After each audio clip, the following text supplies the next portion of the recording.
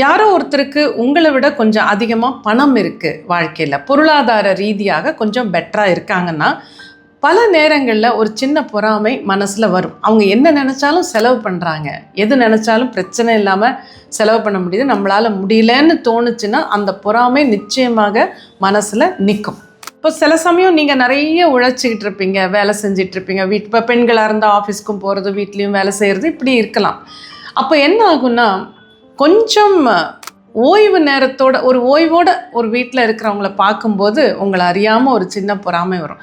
இவங்களால் இப்படி உட்கார்ந்துருக்க முடியுது, இந்த மாதிரி சில விஷயங்களை செய்ய முடியுது, நம்மளால் முடியலையே.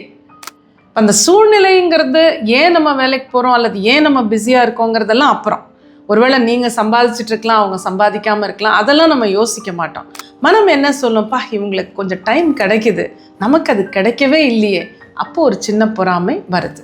இப்போது மாணவர்களுக்குள்ள நண்பர்களுக்குள்ளே பார்த்தீங்கன்னா பரீட்சை எழுதுவாங்க இல்லையா, அப்போ 10th 11th 12th board exam இதெல்லாம் எழுதும்போது அப்போ நண்பர் இன்னும் நல்லா எழுதிட்டார், நல்ல மார்க் வாங்கிட்டார் அப்படிங்கும்போது, இப்போ 2 பேரும் ஒரே மாதிரி படித்து முயற்சி பண்ணி எல்லாம் பண்ணியிருந்தாலும் அந்த நண்பருக்கு கிடைச்ச மார்க் நமக்கு கிடைக்கல, நமக்கு ஒரு 5 மார்க்கு குறைஞ்சி போச்சு, 10 மார்க்கு குறைஞ்சி போச்சுன்னா ஒரு பொறாமை என்பது கண்டிப்பாக மனதில் எழும்.